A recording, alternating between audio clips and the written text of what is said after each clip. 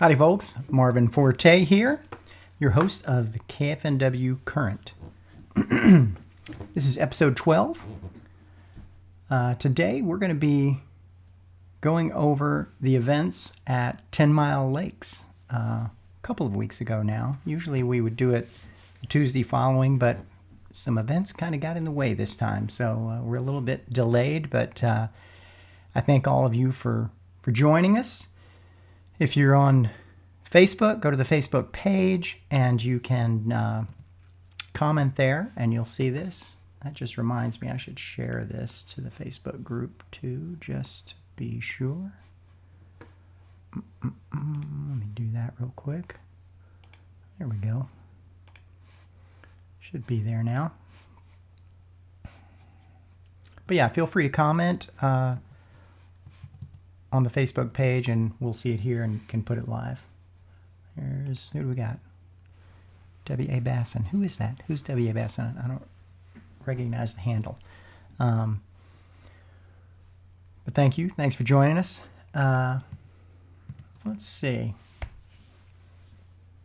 So we're going to talk to all four of our podium winners from 10 Mile tonight. I've got them coming on one at a time. Before we jump into that, I'd like to thank our sponsors. The Snake River Manufacturing Kayak Fishing Northwest Tournament Series, presented by Diamond Parking and Diamond Self Storage. Our tour sponsors this year are Native Watercraft and Boggs Footwear. Our media sponsor is Northwest Tackle. Our platinum sponsors are NRS and G Loomis. I really appreciate all of those sponsors. Oh, it's Eli. Well, thank you, Eli. Thanks for joining us. Eli's been catching some good fish. All right. In segment 1, let's talk about the Bassmaster Kayak Series Championship. It's a standalone event this year happening in the fall. They've kind of followed our lead there and gone away from the spring championship to the fall, doing it in October. They're watching, taking our lead. It's going to be on Lake Murray in South Carolina. Should be fantastic. And of course, Brandon Hua just qualified for that, and we've got a few other qualifiers from the event that we did earlier in the year. So we'll talk about that as we get our guests on here in just a minute. That's really the only kayak news that I have for you. Kayak fishing news. We had 59 competitors who finished the event at 10 Mile. We had 61 signed up. A couple didn't. One didn't make it. One didn't finish or left early. It was crazy. If you get a chance to look at the KFNW website and read the rundown of what happened, I tried to keep track all day of all the lead changes. It was one of the craziest events as far as lead changes that I've ever seen, and we'll talk about some of that with our guests as well. First off, let's bring on Ed French, who was our big bass winner of the day.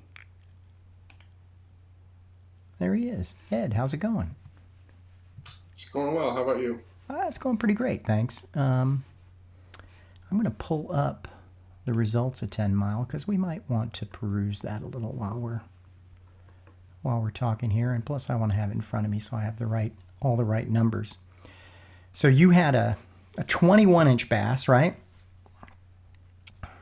Yeah, that was my first fish of the day. It was your first. It was early in the day, definitely, that went on the board, and a couple got within a half inch of it, but I think that was as close as anybody got. Yeah, I think Gage got a 20.75. Oh, he did. He got a quarter-inch away. Okay, nice. I knew there were a few that were scratching the surface, but nobody's able to beat it. So good for you. And you caught it pretty early, so even if somebody had tied you, you probably would have won the tie.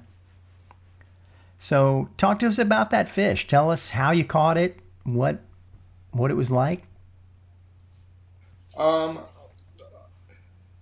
was pretty much just focusing on docks, throwing a jig, because in practice, I really hadn't caught any small fish on a jig. So I didn't catch very many, but they were all good fish.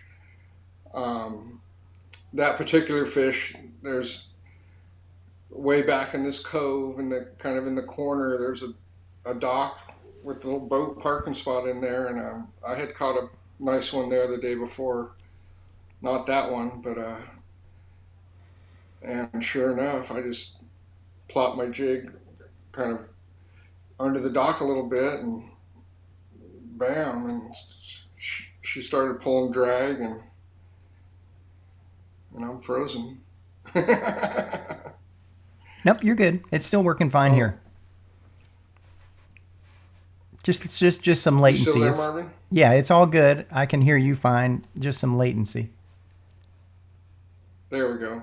Yeah, it'll be fine now. This happens every once in a while. Yeah. So yeah, it was a surprise, I will say. And yeah, I could barely get that thing in my tiny net. Maybe it's time to get a new net. Yeah, I have an Ego net, but it's still The medium. I have the large just in case. yeah. And it makes a I have difference. the little short one. Yeah, mine's short, but I do have a little bigger hoop on mine.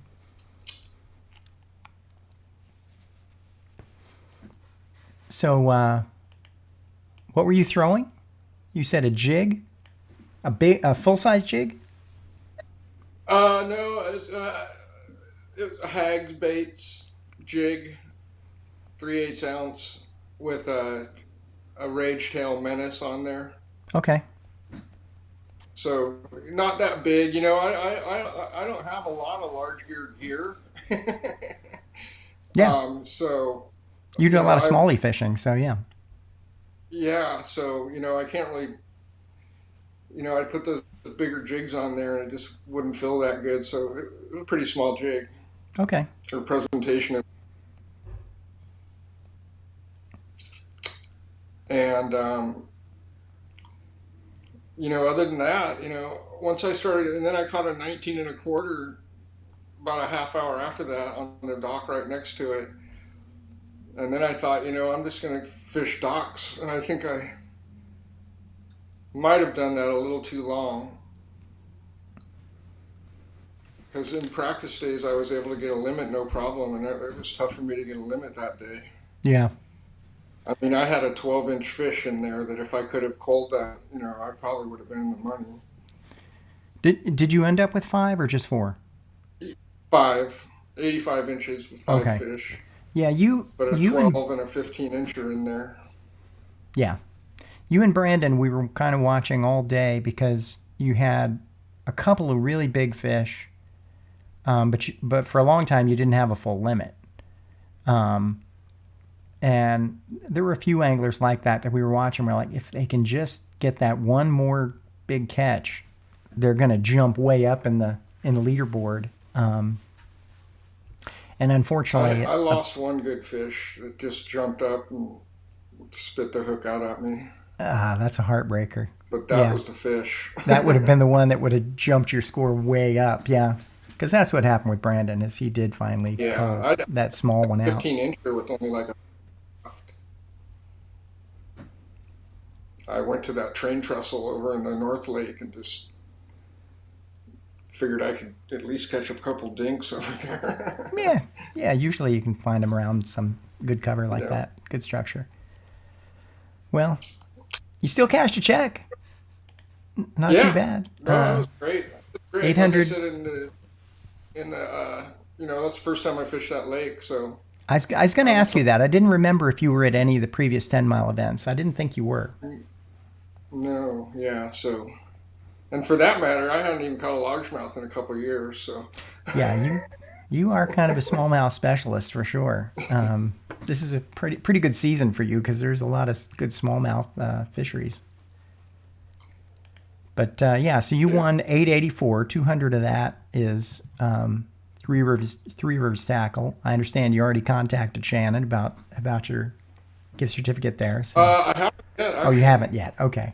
I talked to him, and somebody else had reached out to him from a previous event. Yeah.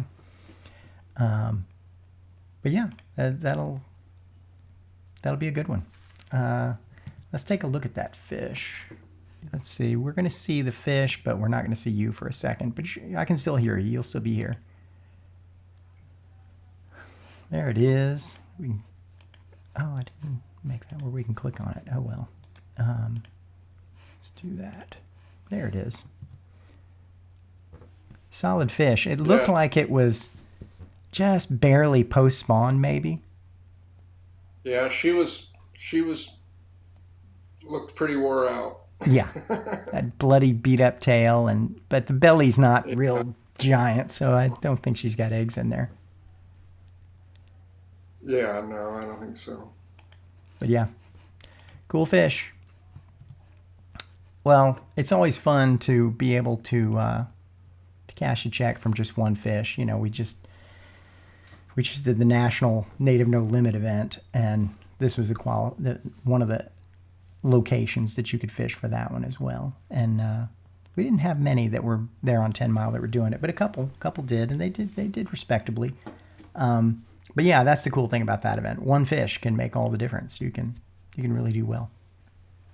Yeah, I was torn about doing the event because I was maybe just going to fish here in my backyard and just do the native tournament. Right. Which I,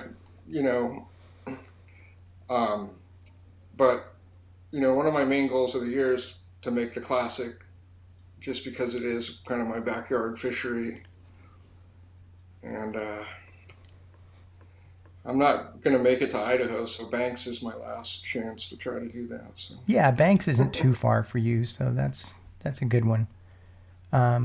Since you brought it up, and we're doing a recap on this event, let's take a look at the webpage again and see who's qualified for what. Here are your classic qualifiers. You got Kevin Amaral, Jason McClure, Michael Mumford, Brandon Hua, Jordan Duggar, J.R. Rollins, and Andrew Larson, who have all qualified for the Classic thanks to their performance at 10 Mile. And then we had a slew of folks that qualified for the West Coast Championship. You had Cody Carlisle, Ryan Comer, Robert Motherwell, Jason McClure, Andrew Janke, Brandon Hua, Cody Allison, Kevin Amaral, J.R. Rollins, Michael Mumford, Eddie French, Jordan Duggar, Scott Sampson, Andrew Larson, Anthony Booth, and Michael Jarvis. You going to make it to the West Coast Championship? I don't know. My wife gave me the okay, so. It's, I tell you, you got to do it at least once. It's pretty amazing. And you saw what happened there this past weekend. There's just some giants in there. You can catch a bunch of big, angry largemouth there. So I fully recommend it. And since you've qualified. But I know it's a haul. It's a good 10-hour drive down there for you, 10 plus. But it's in August, right? And we don't have a tournament then, right? It is. We changed our schedule a little bit. The only thing we have is an open. We have some opens a couple weeks before that. But those, you can do one of those close, without driving too far if you want to. I think Sammamish is on there, so you could do Sammamish. Wouldn't be far for you at all, really. Or you could come down to Crane Prairie. But yeah, that's why we did it, is to try and encourage people to make the trip down there. I know it's hard to make two trips, especially now, gas prices and everything. It's tough to make back-to-back trips. I don't know how these guys just did it for the Bassmaster event, but right. Well, cool. I hope you do make it, and I hope you qualify for the. You didn't qualify you didn't fish potholes, right? I didn't. No, my work schedule's been really busy. Yeah. Well, good for you. That's great. I'm starting a big job next week that's going to make me miss the Idaho event. I can relate. I've been really busy with work stuff too. It's great, but it's challenging, right, to get everything done. Mm-hmm. But yeah, hopefully, maybe Banks then. Banks, you can get into the Classic. Let's hope so. I've at least I've fished there before, so I'm not going in blind. Yeah, I'm hearing good things about it. I haven't fished it, but I'm hearing great things about it, so I'm looking forward to that one. Well, cool. Thanks a lot. If you want to hang out, you can. I'll bring everybody back in at the end and we can chat. But if you need to run, don't worry about it. All right. Okay. Thanks, Ed. And I just remembered I've got the wrong logo up there. Let's fix that. Boom. There it is, KFNW Current. My last video was for Cascade, or for 10 Mile rather, the pre-event video. Well, that takes us now to our third place angler, Mr. Jordan Duggar. Let's bring you in, Jordan. Jordan, there you are. How's it going?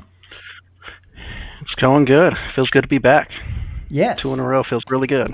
Yeah, that's what I was just going to ask you about. This is your second third place finish of the season out of 2 events so far. Mm-hmm. So what's going on? What's with the number 3?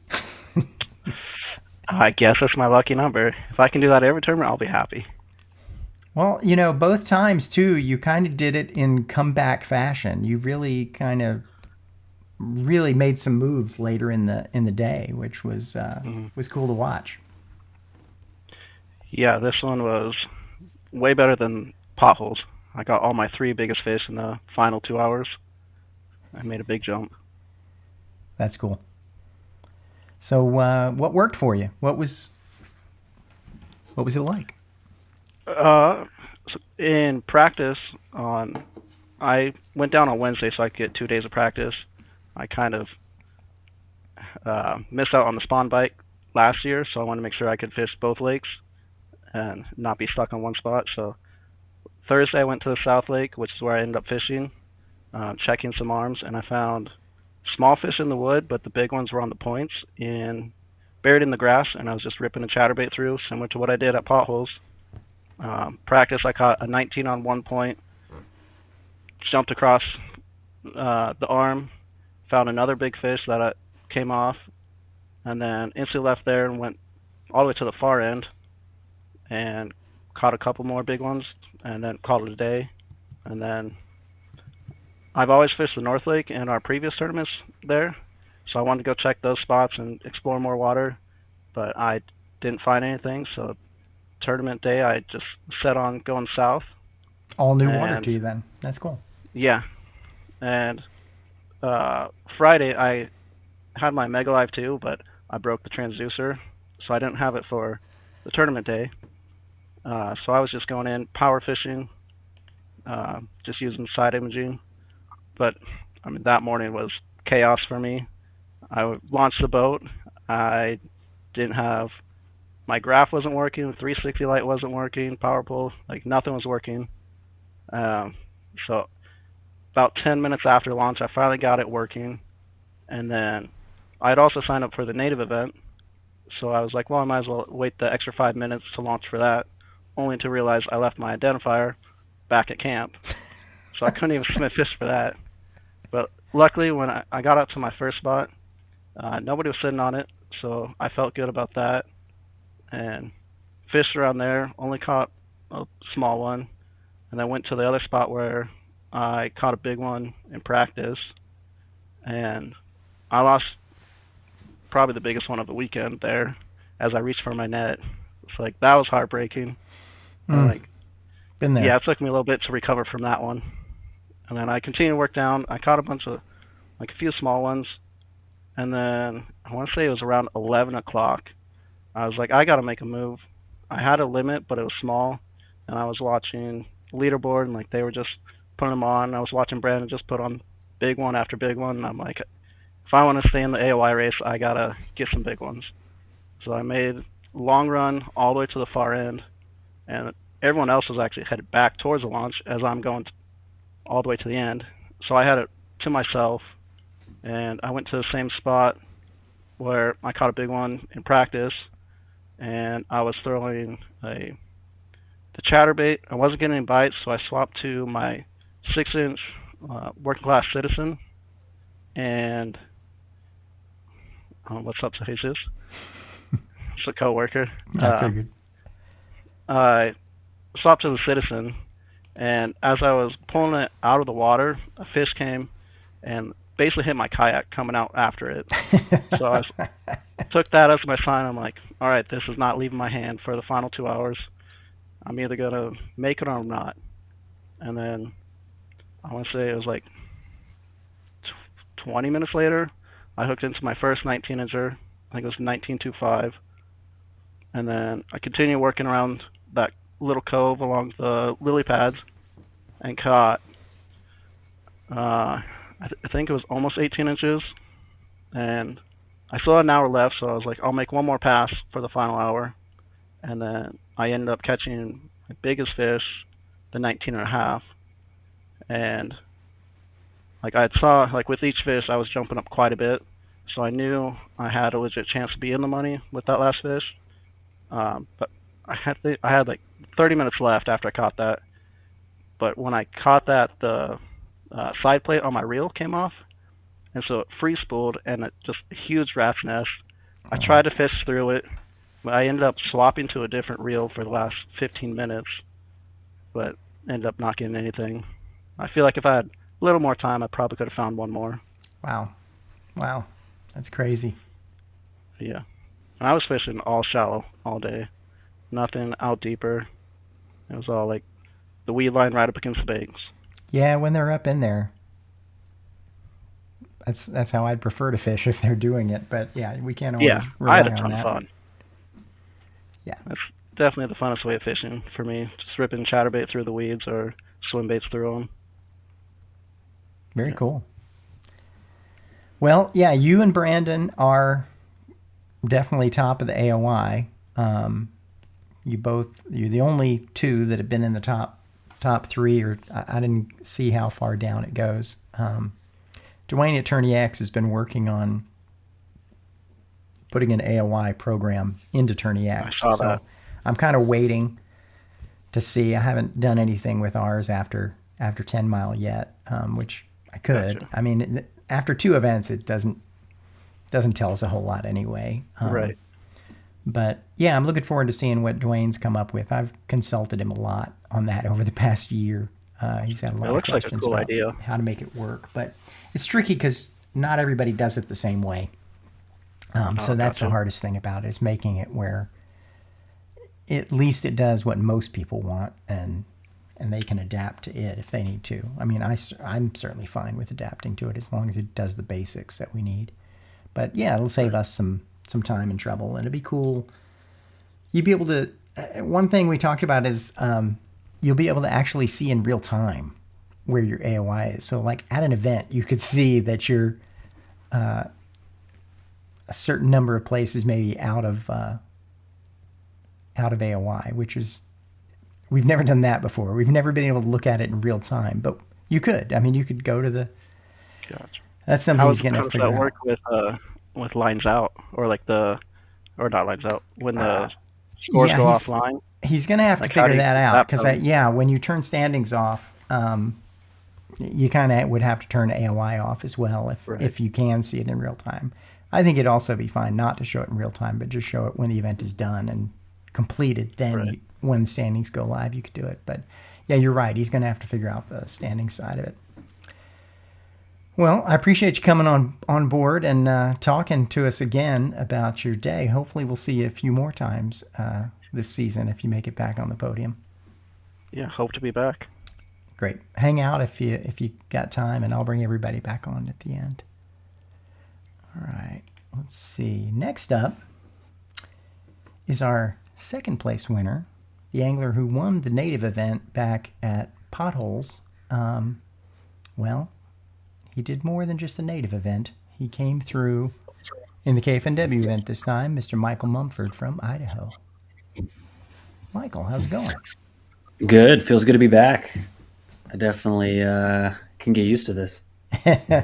You might have to get used to it if you keep fishing like you have been. We'll see. It was a slugfest out there at 10 Mile. I can't remember one that had so many lead change. Well, definitely so many lead changes between like two anglers, where it was just. I mean, there were a lot of lead changes all day. It was kind of crazy. Like a lot of times somebody puts up a good limit early and they hold the lead for like hours. and then somebody will bump ahead of them, and it'll Yeah. teeter a little bit. But this was like all day. It was like boom, boom, boom, different people jumping up, and then near the end of the day, it was just you two. You just one of you would be there, the other one would go up, and then the other would go up, and it was just it's nuts. And then for that last hour, it's like I like the fact that the hour is hidden for people so they don't know what's going on. But I'm watching it and I'm like, oh my God, I wish people could see what's going on here. This is so cool. Yeah. It's like it's so exciting. Yeah, it was a stressful one. I'll tell you that. The because I had a decent morning. You did. You were in early. You were high in the standings real early in the day. You did get a good limit on the board right away. Yeah. No, yeah, it was like, whenever you have a limit in a tournament, I think that's, at least that's how I approach tournaments is like, once you have a limit, you could take a breather and, at least you're not gonna go, blanking or with 3 or 4. Yeah. So you can feel you got some pride there. That's But, right. I feel like you fish freer. And I think most of us, I've been talking to other guys too, is, they feel the same way. You kind of relax, you slow down, or you kind of make better decisions. And so kind of getting my limit relatively early, I think helped with that. But, seeing kind of, because I check it a lot. Some of the guys don't check turning X. I do, because it does change the way that I fish a little bit. And I don't know if that's right or wrong, but You're giving ammunition to the sandbaggers. yeah, yes. Yeah, that's true. It's kind of like I kind of get the sandbaggers sometimes because, if somebody throws up 100 inches and I'm on something that's going to catch, 90, I might just go swing for big ones because you got nothing to lose, right? Like, Yeah. I might change my strategy, throw on a mag draft or something and just go Oh for yeah, giants. But definitely. If you've got a limit, why not? yeah. And, but this one it was interesting because, I think I was like, I kind of jumped up to first for a second and then down to fifth. And then I looked and I was like, I'm in 13th. And it was like, 30 minutes had passed. And I dropped all the way down to 13th. And so, the pressure was kind of on all day where you couldn't breathe at all. It was like you really had to stay locked in and kind of try to make good decisions and, just fish for big ones. But my practice from practice to tournament day was pretty different really. I was really counting on a topwater bite. I'd been throwing a walking bait in practice. I took my hooks off and I caught a couple good ones like a 19 and a half and an 18, and then I took my hooks off and I got a bunch of blow ups the day before. And so I was really thinking that the walking bait was going to work well for me. In the morning, I was going to commit to it for like 4 or 5 hours, and then I had a different strategy to change to. But I threw that thing a bunch, and I didn't get a single blow up on the walking bait, and so that definitely threw a wrench in my plans that I wasn't expecting. But it's tournament fishing; that's what happens. Amen. And so I had a bunch of offshore wood that I had marked, probably about 30 or 40 logs. And I caught them in practice throwing it's an arrow minnow. It's like a 2-inch Japanese little minnow. It's really cool. And you run it like a hover rig. So with a nail weight. And like I'd tried a mooch minnow and some bigger stuff in practice and hadn't got them to chase, but they would eat this, like, it's so small. It almost looks like a crappie minnow, just basically. And you just hover it above that wood. And there's this one piece of wood it was pretty cool. It was like, a lot of the wood's fairly close together. This was like one piece kind of, 80, Isolated. 100 yards away from, really isolated. And I kind of got the right angle on it and just threw that hover rig over the top of it. I'm just popping it real slow, and you could see, I could tell immediately it was a big fish come up from the wood and chase it and chase it and chase it. And your heart's like boom, boom, boom, boom, boom. Like, it's so fun. I'm an active target guy, like a forward-facing sonar guy. I love it, and I live for that when they're chasing behind it. It's chasing and chasing. It was the longest. I didn't think she was going to eat, and then it was just like, actually it was pretty small, where you kind of just feel a little bit of weight, and then set the hook, and I could tell she was a big girl, and that was my 20, which really saved my tournament. I needed that that one big bite. Let's take a look at that fish. There it is. Yeah, yeah. So that was on a 2-inch arrow minnow. I almost called you out on that. I'm like, hey, do you have a release photo? Because that eye's kind of almost dead. I actually do have a release photo, so I was smart there. Nice. I often will check with people. Like, hey, do you have a release photo? Just so I teach them, like, you should have one if you have a fish like that. That one wasn't totally dead. It was just kind of cloudy. So, Honestly, she didn't fight real hard either. For the size, I could tell she was bigger just because the mark on the screen. But it really wasn't like a stressful fight in. Like it was 8-pound test on that rod and kind of taking my time. But yeah, she came in pretty easy, really. And then from there, it was like I really didn't have a great bag. It was decent, like 85, 86 inches. And then I just I went and grinded that Yamatanuki for the rest of the day. I remember you saying you were throwing that. I threw that last time I was in an event there and caught a big fish on it. Yeah. And you've had some pretty good luck with it? I have at 10 Mile. Yeah. Are you skipping under docks and stuff, or is that what you're doing? It was wood. I threw it at wood, but yeah. It's it skips so well. I probably should stop talking about it, to be honest. Like, it's one of my favorite baits. It skips like crazy. Like, it skips. It just goes and goes and goes. Oh, the thing's a missile. You could throw that thing, with a bait. It skips easy with a bait caster is what I like about it. And it kind of works like a wacky rig. It's a slow fall. Mm-hmm. It's a little bit faster than your most of your wacky rigs, but not much. And I like it because you could put it on a bait caster. And for this tournament, you have all that wood. Yeah, you got all that wood. You got to pull them out. And so, I kind of stuck that in my hand. And honestly, like, that's the only way I could, I caught, I think, a couple 18s on it. And the only way I got them out was definitely because it was on a bait caster with 20-pound test, just pulling them out of wood. Yeah. Wrapping around. And yeah, like I had one that, man, it was stressful. Like I took them over, I dragged them over 2 logs, like, the lines dragging on the log, and that's pretty stressful stuff. But I did have one of my fish, and this I've never had this happen before. But it was towards the end of the day. It was my last one. It was my second biggest fish.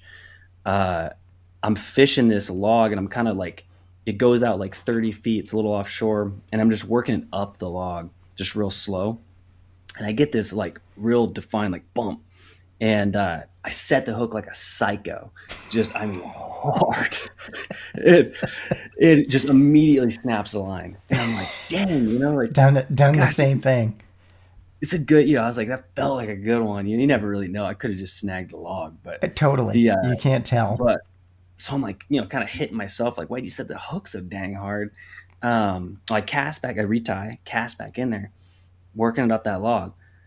Don't get hit again. Set the hook a little bit lighter this time, a little bit more finessed, enough to penetrate. But I'm fighting this fish. I bring it up and net it. I bring it in. It's got a Yamatanuki in its mouth. No way. I'm dead serious. I That's hooked this crazy. fish. This fish was hungry enough to come back and hit it again. So I don't, sometimes you just get a little lucky. I thought that bait stung him, I guess, since it probably didn't even feel the line by that point. That's what's crazy. Quick. It's a big. I use big hooks for that, and you got to. So I bring it up, and it swallowed the first one. Like I had to grab my pliers and pull it out, and so oh my gosh, I can't believe it ate it again. But, well, it was an exciting tournament. At least you found out what that was, which is cool. You rarely get that opportunity to find out what you missed. Exactly. Yeah. And once I landed and measured it, I was like, that was one of those things where it's like, thanks to the fishing gods for giving me that fish. Cause I really needed that. I think I culled like a 15 or something. So it was like a 3-inch cull or so. Very nice. Dave L said, did anyone throw a frog in the slop? It looked right for it. Did you throw a frog at all? I threw a frog a bunch, I caught him in practice that way. Oh, are we lagging? You're okay. It'll be all right. Oh, okay. I threw a frog a bunch. I didn't, I didn't throw weedless frog too much. Most of my stuff was like, I guess it's not a frog, but the spook, the walking bait. Um, Sure. I really don't like. Some guys do. I'm not a big fan of throwing weedless frogs in tournaments. If I could really avoid it, Well, I'll throw yeah. The almost close anything ratio else. is lower on It's them. exactly, and I've had tournaments where you just lose those fish, and I think tournament fishing's a mental game, really. Yeah. Yeah. And you get those blowups and you're missing them, and it starts to get to your head, and It so does. It does. I unless I have to, you're probably not going to see me throwing. Uh, I got a bunch, and I'll do it. But if I When you're could throw a fun popper fishing, or something yeah. with exposed hooks, I'll throw that instead. Okay. Just because you get a better hookup Yeah. ratio. Our friend TJ posted a video at 10 Mile where he lost a frog like that. Set the hook a little too early or just didn't get a good hook set either way. But yeah, I've been there. I mean, I like to throw it when I'm fun fishing, but I'm with you.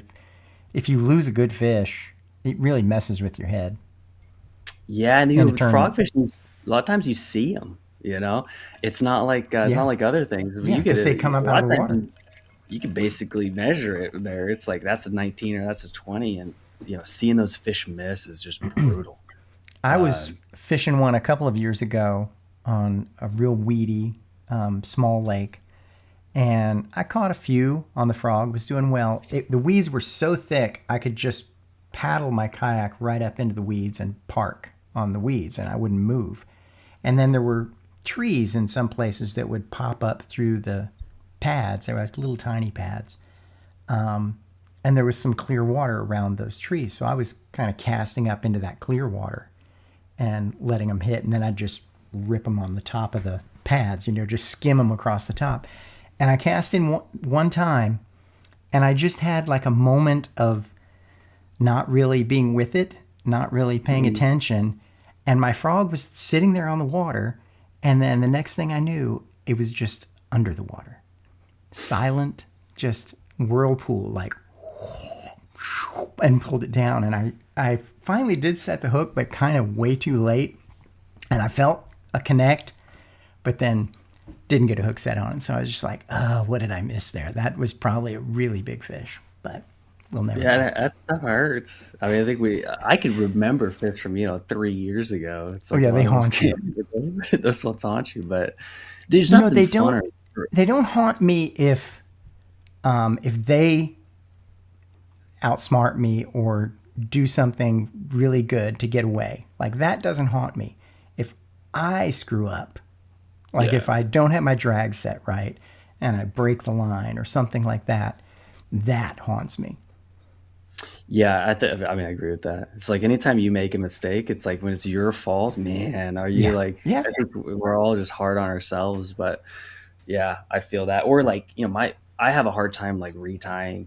Like I've gotten a lot better at it, over the years of doing the tournaments, but where you feel the line, you feel a little fray in it or something.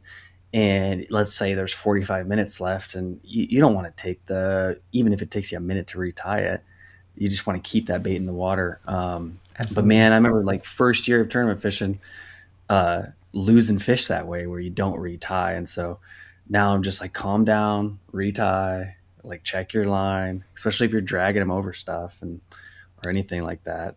We were at an But, event and always, last year, and Andrew Janke, who placed really well in that event. I don't think it's the one he won, but it was one of the ones he was on the podium, and he's like, I got my file out and I was sharpening my hooks between like every cast and stuff. I'm like, good for you, man. That's smart.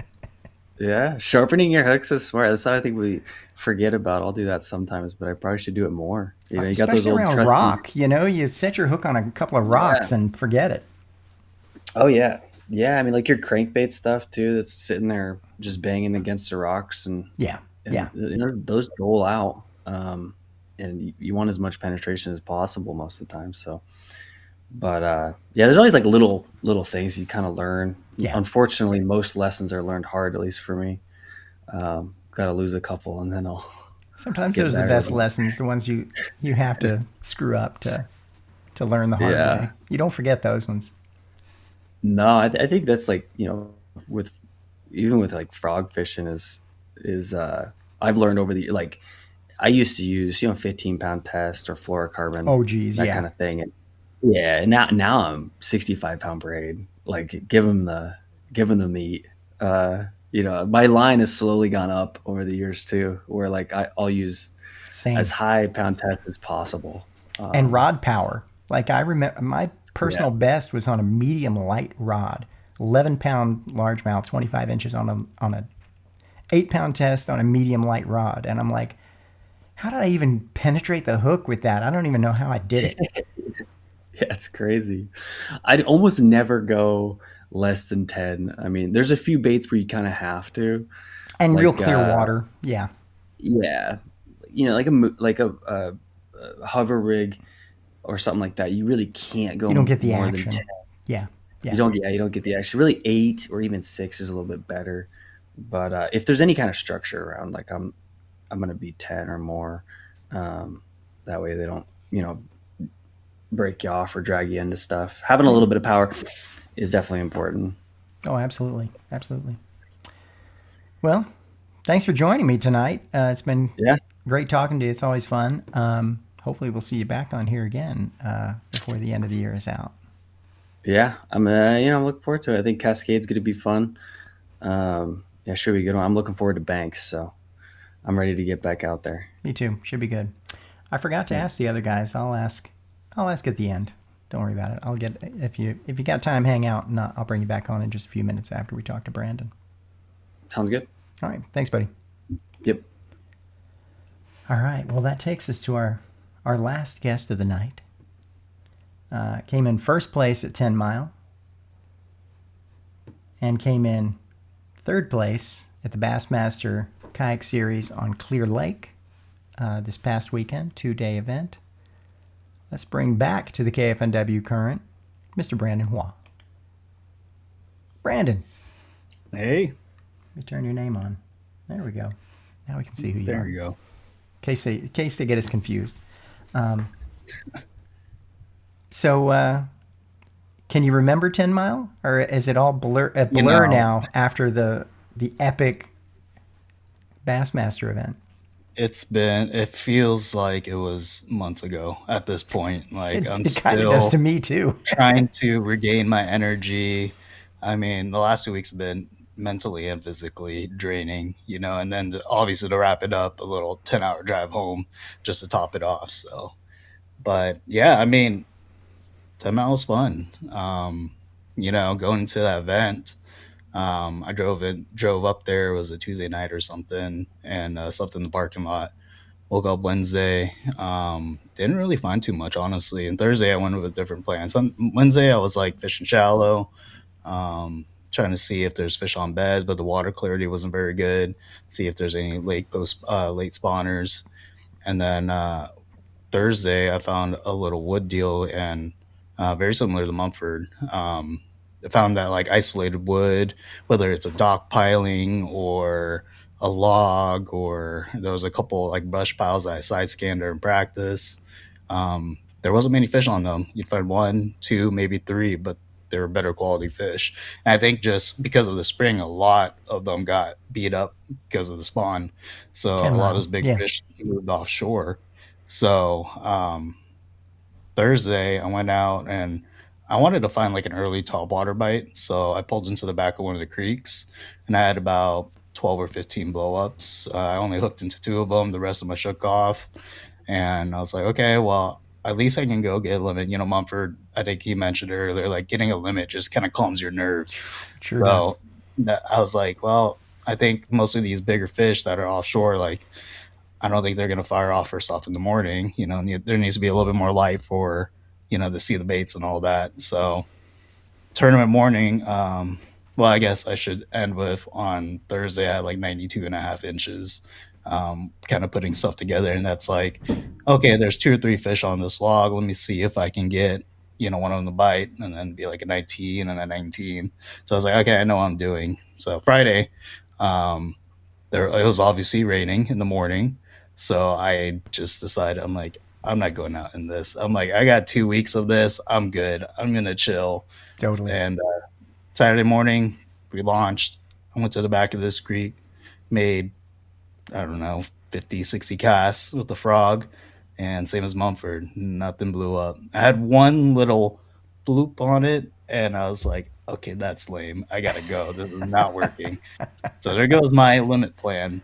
Nice. But I knew that the wood deal was like, I was gonna get mini bites because obviously these bigger fish are smart. Um, they weren't gonna be easy to catch, but I knew if I got five of the right bites, um, then it'd be enough to be in the top. So I started doing that. My first fish was like a 19 and a half, I believe, and that was probably about like 740 or something like that. And I was like, okay, well that's one of the right ones. And then I mean, for a while until about 12 o'clock, I only had three fish. I caught 20 and a quarter and another 19 and a quarter. And everything basically came on bait that I just recently started playing with. And that's a little urchin right there. You and a million other people. So that was something I just started playing with. Obviously, it's a big thing kind of in the bass fishing community everywhere. I was like, during practice, I was like, I'm gonna play around with this and try to figure it out. Probably wasting my time, but I got a few to eat. So You weren't the only basically, one. the first three fish came on that, and then yeah, things started going dry for me. I couldn't get bit. I had about 12, 15 spots I kept rotating through. I mean, just burning battery all day because these were not all close to each other. And if a fish didn't eat, I just move on to the next. And then I was like, okay, I need to catch something because I got three fish. It's great fish, but I was like, I'm gonna go shallow for a little bit. So I picked up a Texas rig, beaver baits, a Z-Man palmetto bugs. I threw it at one log. I caught like a 13. And I was like, okay, that's a good sign. I'm closer. I'm like, we're going back to our old pattern.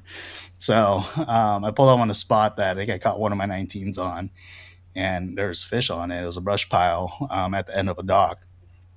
Kept throwing this urchin, and it just did not work. I was like, I need to switch it up. I need to show him something different. I've been fishing this like every other hour today. So bait that I even throw it in practice was little minnow, Z-Man, son of jerk shads on a Yeah. range roller head. It's a 1/8 ounce head.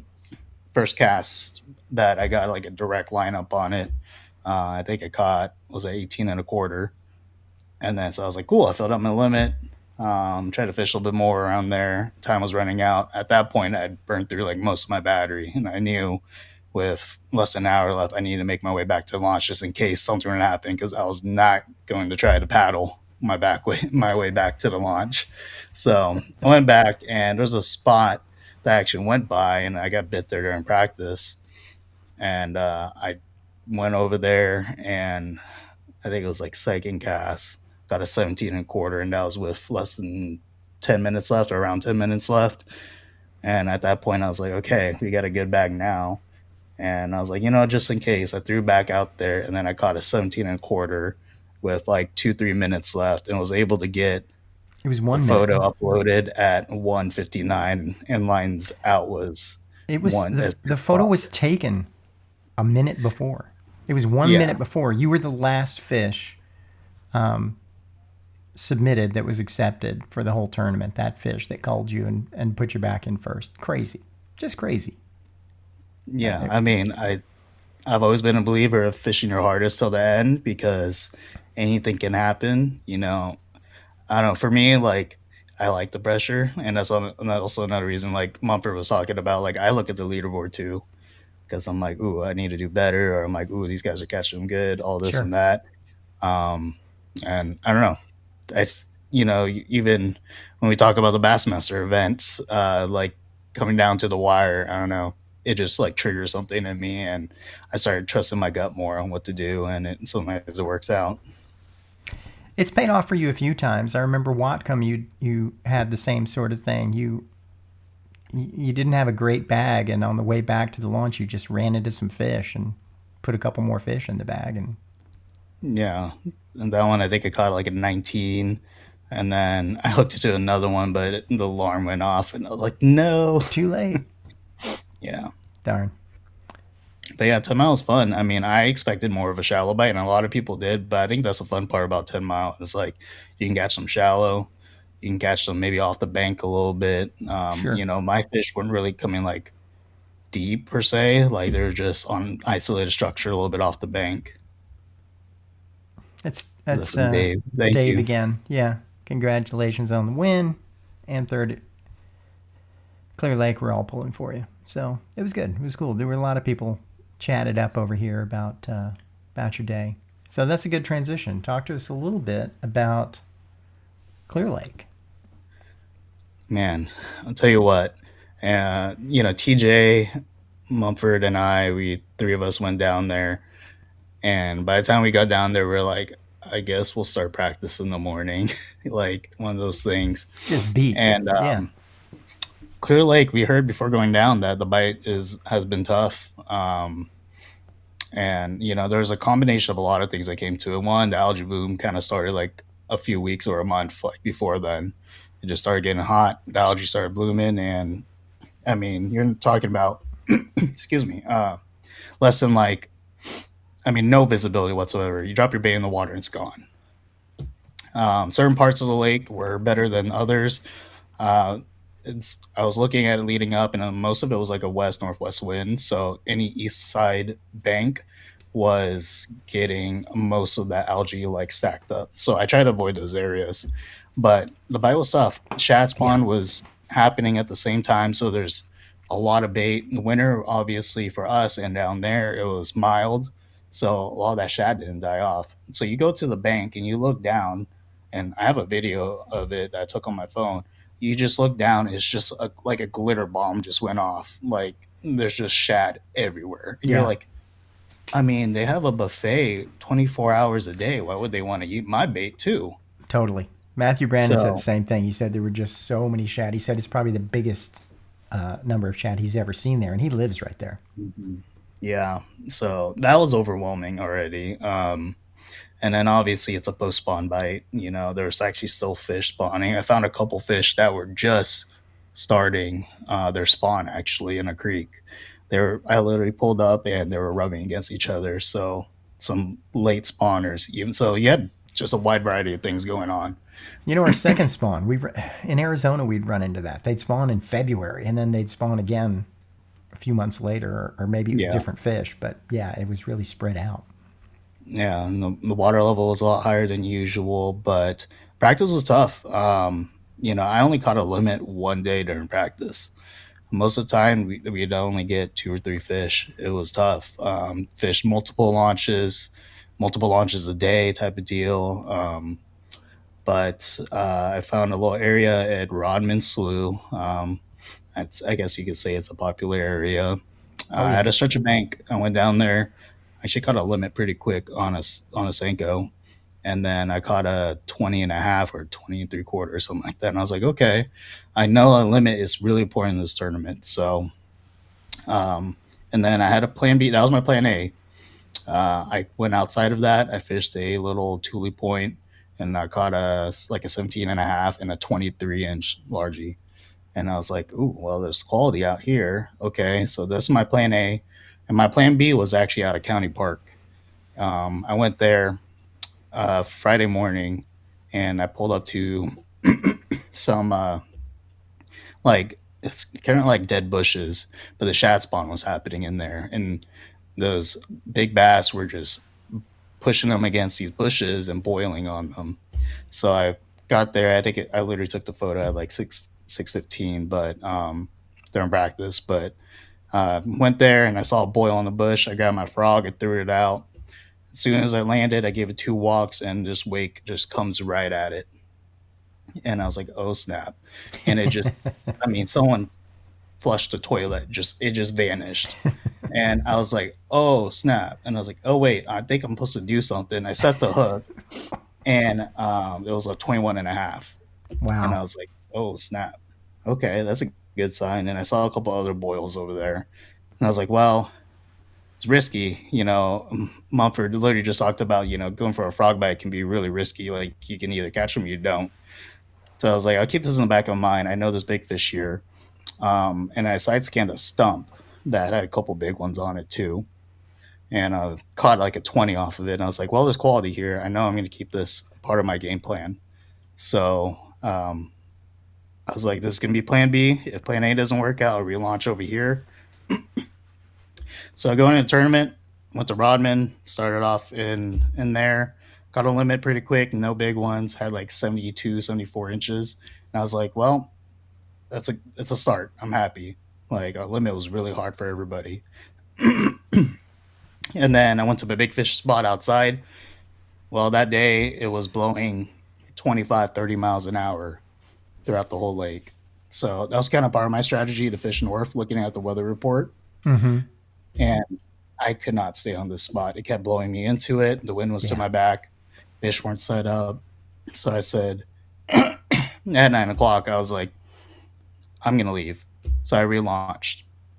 Went to county, got on the water. There's rollers going into it. And I was like, I mean, I guess it's the Bassmaster Kayak Series. We got to go. So You gotta we send got it. on the water, tried to try on my grass. Nothing would turn on. Found out later that my charger, I have two chargers. One of them went out, and it was the one for my main battery. I was like, well, we're going old school. You know, it's not like I didn't fish a bunch without electronics before. So I went out, it's 3 footers, couple 4 footers in the mix, stopped on a point, caught a couple 13s, and I was on a pole that's out there. And I was like, huh, interesting. Well, I don't want to sit out here anymore because this is not fun. So I rode I rode the waves back into this bay to an area I caught the frogfish, a couple bass boats in there. So I killed a little bit of time. Bass boats started leaving, and the wind started to die down. I picked up a shaky head, which I did not throw there in practice. They were cast out, hooked into a big one, fighting it. First fish in hours, and I was trying to force into the net. My drag was too tight. 19, 20 incher pops off at the tip of my net. Ugh. And I was like, well, that's how my day's going. This is how the tournament's going to go. And I was like, bummed out at that point. But I was like, you know what? It's not like you haven't lost big fish before. Let's keep on going. Not long after that, I caught 21 and a half, fishing on the Tulu point. Okay, we're back in this. Still bummed about that fish, though. But I just kept fishing. I went back out to this point, and at this point, it was like 40 minutes left. And I was like, it's calm enough. I was like, let's see what happens. Threw a cast out with a shaky head, caught a 19, and I was like, oh, okay. And with 5 minutes left, I got a 22, and that is what jumps me up to third place for day one. And it was just unreal. Just blind casting, you know, old school style, just kind of fishing my instincts. And again, this is a point that I didn't even really fish there in practice. Didn't even realize there was that quantity there. But I was kind of like practicing for kind of day two. And I was like, I learned more and more about this area just by fishing and not using electronics. Yeah. So, man, my allergies are so bad. So day two went out and I was like, well, I'm not going to Rodman. I'm going here. If I can get that shad spawn bite going, this could be really good. And I pull up to the spot and they're boiling. But it was also a cold front that came in. It was like 48 degrees, 47 degrees in the morning. They're boiling on shad. It threw a frog. Nothing would come up. But this area had a bunch of what they call like pond grass, just real stringy stuff. And you couldn't throw a Senko into it. You couldn't throw any moving bait, or you just get tangled up in your line, your hook, and everything. So after about an hour doing that, I scratched it. It took a little bit, but first fish was like a 21 and a quarter. And that was on the urchin bait. Obviously, I had my electronics, so I was able to kind of throw this a little more effectively. I threw the shaky head a whole bunch, but those fish just wanted to be triggered for some reason. They didn't want something just slowly dragging on the bottom. Right. After that, you know, I caught a couple of the small ones, 15, 16s. But ultimately, I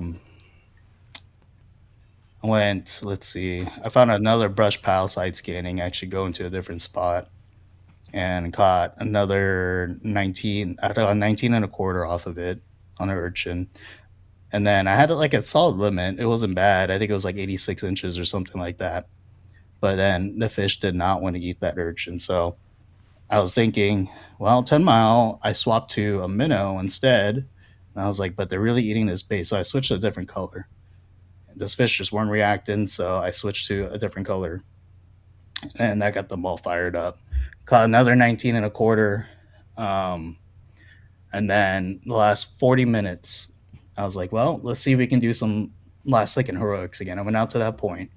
There was another angler out there. Um, and I was like, oh no, like he's fishing this pole. And I was like, I'm just going to ask. And I was like, hey, dude, I was like, I'm kind of in contention. This is one of my primary areas. I was like, is it cool if I kind of fish around you? I'm like, I don't need to fish the pole. I was like, you can have it. He's like, oh, I'm trying to catch my limit. I was like, well, there's a patch of grass like 30, 40 feet on the other side. Is it okay if I fish that? And he's like, oh, yeah, dude, go ahead. So I go up there. My first cast, hooked into a fish, jumps 10 feet in front of the kayak, pops off. I mean, it just went straight up, 100 miles an hour, like a smallmouth, nothing you could do. You couldn't catch up, gave you the walk, easily 22, 23 incher. Would have been my biggest bite of the day. And I was devastated. And it's funny, I was watching the video of TJ, and the guy's like, oh, dude, that was a big one. I'm like, I know. But again, I was like, whatever. This is the up and down tournament fishing. Fished around. And I think like 10 minutes later, looked into another one. And it was my 22 and a half with like 20 minutes to go. And that bumped me up to like 98 inches. And I think I was at like 92. But, that one I lost would have been like a 6-inch at least goal. Could have been second place. So there's a good lesson there. I hope everybody watching picks up on that. It's really easy. And you said, like, your instinct was to feel down about it when you lost that other fish. And it's really easy to fall into that and be like, ugh, now I screwed up. I'm not going to be able to replace that fish. How am I going to possibly catch another one like that? You start playing those stories in your head. And I give you a lot of credit for kind of overcoming that and being like, no, I'm just going to keep fishing and do the job. And obviously it paid off in both events. It paid off for you. Yeah, I mean, I think, it's one of those things where you just learn after it happening so much that you just like, well, you just got to keep going. That's part of it. Yeah. Nothing you can do. I take it as a sign as like, I lost a big one. Well, at least I'm doing something right to get a big bite. Let's see if we can get another. And just, keeping your head straight in those moments is super important. I easily could have been like, oh, my electronics are dead. This is part of my game plan. I'm done. I guess there's no point in fishing, but, you just try to make it work. And it worked out for me. That's great. Well done. Yeah, and then it ended up leading to this bad boy. There it is. Blue Bassmaster trophy. It's too big for the screen. It's kind of tough. It kind of matches the background, though. I like that. Yeah, so, I mean, going up to the podium, I've held like one of these a long time ago at ICAST. It's funny, people talk about superstitions. They're like, oh, you never touch like the trophy that you're going for. It's like bad luck. I don't believe in any superstitions. But when I was holding it on the stage and talking through the mic, I was so fatigued and so tired that I was literally like shaking to the knees because I was like, oh, I forgot how heavy this thing is. And I was like, I need to get some sleep. I probably should eat and drink some water. But I mean, I gave it my all. I don't think, even if things didn't go right, I wouldn't be able to say that I didn't give it everything I got. Good for you, man. Try to make the best decisions, and obviously everybody rooting for me, that helped keep my chin high throughout all of it. It was more than just this trophy's like, it's more than just trophy being for me. It's for our entire community, representing the Pacific Northwest, showing that we got great anglers out here. And I'm super happy to get it done that way. It's third place is a third place, but for me, it's a win because of the caliber of anglers. I mean, a lot of top anglers at that event, and I just feel Heck yeah. fortunate to be one of those on top. Heck yeah. That's great. Fantastic. Well, let me bring back the gang here, and we'll kind of wrap it up with everybody if I can make that happen. Let's see. I think they're all here. It's a very skinny window, guys, so you might have to move your head a little to be in the frame. But thanks. It's good to have you all back on. Our winners from 10 Mile. So next week, 1 week from tonight, on Tuesday, I'll have our friend TJ Osonicki on, and we're going to talk about Lake Cascade, which is our next tour event that we're doing in Idaho. TJ was the winner of the last Lake Cascade event that we did there back in 2023, and I think you were second, if I'm not mistaken, Mike. So I might even pull you into joining us next week if you're available again, because you guys know Cascade better than most of us, so we'll talk about it a little bit. That event is on the 27th, June 27th. We're in the off-limits period right now for that event, but it should be a good one. Show of hands. We won't be able to see your hand very well, but who's going to be at Lake Cascade? Brandon, come on, man. You need that AOI points. Come on. All right. Well, we'll see.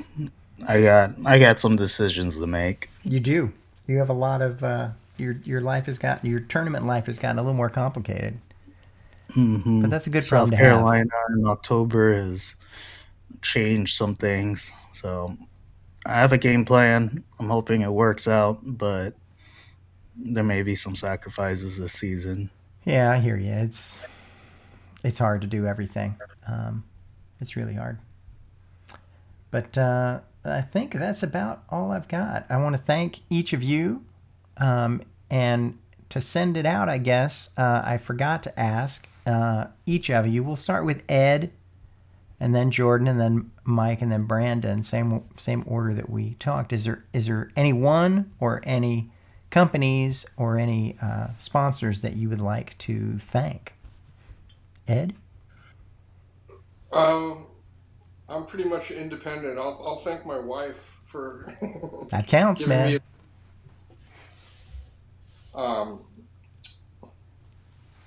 Yeah, I spent my whole life racing bikes, hunting out sponsorship, and this is kind of my retirement fishing.